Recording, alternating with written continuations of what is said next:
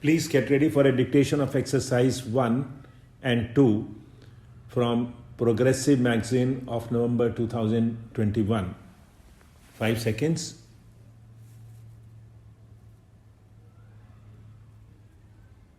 Start. Mr. Deputy Chairman, Sir, this is the first address by the Honorable President after the elections to the new Lok Sabha. Democracy itself, sir, is a great leveler, and elections in a democracy themselves are a leveler, except that they can occasionally produce harsh results which involve winners and losers. But democracy itself, when it produces winners and losers, confers upon the winner the great sense of responsibility. Today morning, when I came to the house, I thought that when the speakers from the Treasury benches initiate the motion, that burden of responsibility will confer a sense of modesty and humility. And I must express the deep sense of disappointment that I found it grossly lacking.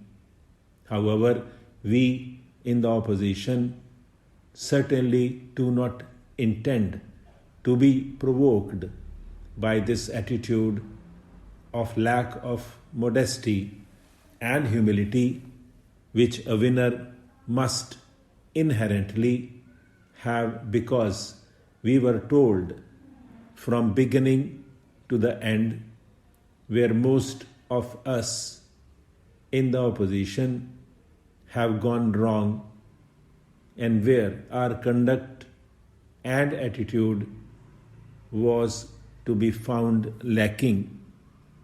Those who are defeated in an election also have a responsibility in a democracy, and that responsibility is to conduct yourself with a certain amount of graciousness, have a certain amount of dignity, but at least have a sense of determination and fulfill the role which is conferred on you. And sir, that role which is conferred on us, I can assure you, is a role which we will discharge purely guided by national interest. There are going to be several areas where we are going to support and even endorse the position of the government. That is what is expected from us. There are going to be several areas where we have to caution the government, particularly when certain pitfalls are visible. And when we find the government going astray, needless to mention, we are going to fiercely oppose the government on those occasions. That's a responsibility which is conferred on us, and I can assure you, this House and the country, through this House, that various sections of the opposition in their own way are going to discharge this responsibility, which is also a responsibility which is conferred on us in a democracy. Sir, I have no hesitation in admitting, after a lot has been said about the election results, that for me and my party, the election results were a disappointment. We accept that with humility at our command. Sir, we read some very clear messages emerging out of these election results, and some of these messages that we can read very clearly are that the electorate of this country is conscious of the fact that we live in an era of coalitions, and an era of coalitions can also occasionally bring disturbances and even roadblocks in the functioning of the government. Perhaps one of the great motivating factors to the Indian voter was a great desire for political stability. And therefore, the electorate, pursued by that desire, gave to the Congress party over 200 seats. Let them therefore be very conscious of this fact that 206 seats in Parliament are not akin to 403 seats in Parliament that they got in 1984. And therefore, the manner in which they have to conduct themselves must also be conditioned by this fact.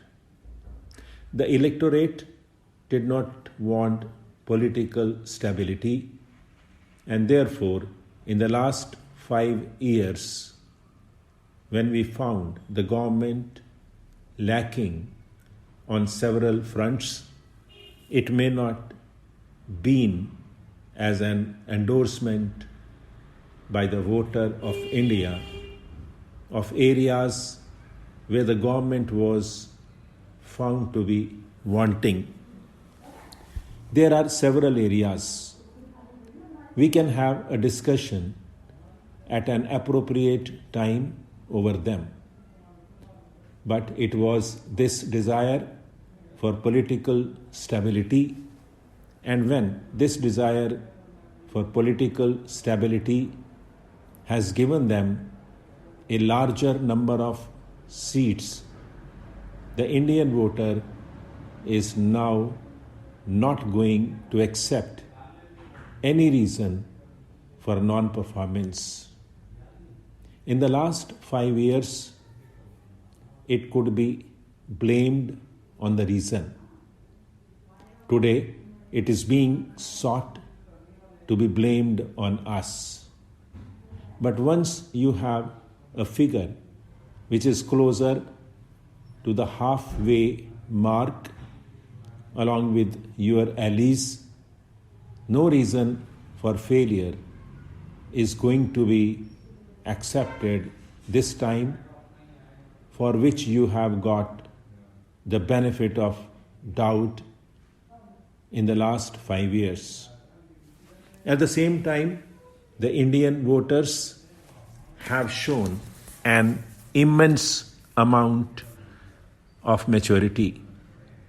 But even when we were losing in a large number of states where the non-Congress parties have performed well, those non-Congress parties, including my own party, are allies in several states.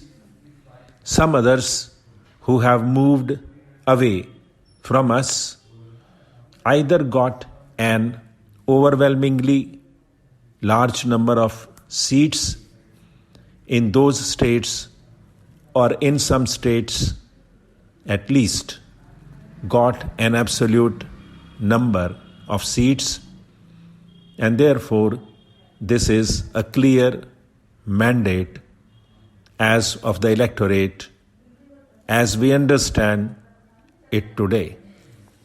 I also do understand that the mandate today is also a representative of an aspirational India. People want India to grow.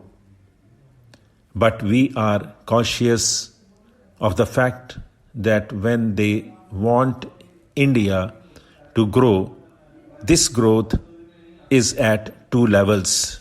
Stop.